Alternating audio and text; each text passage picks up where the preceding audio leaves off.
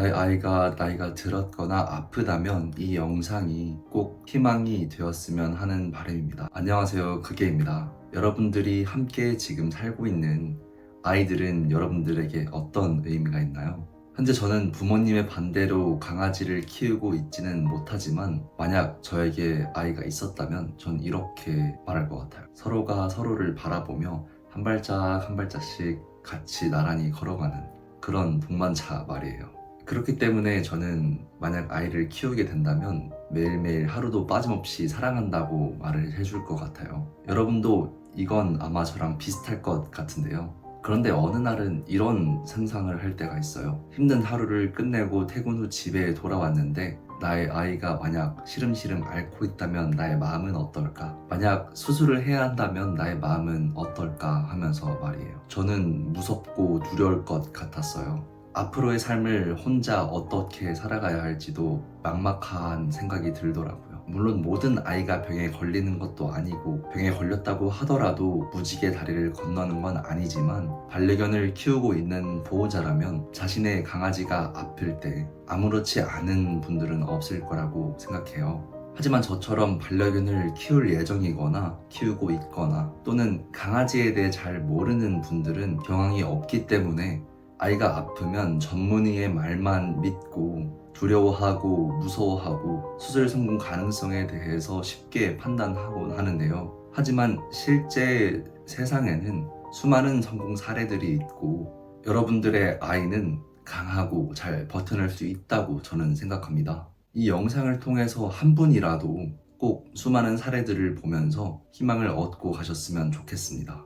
오늘 말씀드릴 주인공의 이름은 패치스라는 9살 닥스훈트 아이인데요. 이 아이는 예전에 별명이 있었어요. 그 별명은 바로 작은 유니콘이에요. 7살 때부터 시작해 아주 작은 혹이 생기기 시작했지만 사실 아주 작은 혹이었고 패치스라는 아이가 살아가는 데 있어서 큰 지장이 없었기 때문에 견주는 수술을 진행하진 않았다고 해요. 하지만 혹이 너무 빠르게 자라나면서 걷잡을 수 없이 커지다 보니 이 혹이 큰 오렌지처럼 이마에 자리 잡았다고 하더라고요. 바로 이 사진이 종양이 커지고 난 다음에 패치스의 머리입니다. 종양이 너무 커서 머리에는 공간이 없는 것처럼 보였고 눈 공간까지 침범해서 뇌를 압박하는 것처럼 보이죠. 수의사들은 패치스의 뇌종양의 크기가 크고 범위도 넓게 퍼져 있었기 때문에 두개골 절반 이상을 제거해야 한다고 말했대요. 하지만 또 하나의 문제가 이 두개골 절제를 하더라도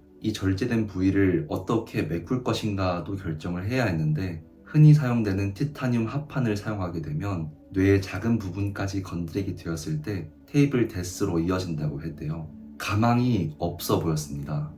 이러한 이례적인 수술 성공 사례도 없었고요. 너무 큰 수술이었습니다. 하지만 견주도 의료진도 포기하지 않았습니다. 의료진들은 일반적으로 사용되는 티타늄 합판을 사용하는 것이 아니라 맞춤 제작된 3D 이식물을 사용해보자고 제안을 했고요.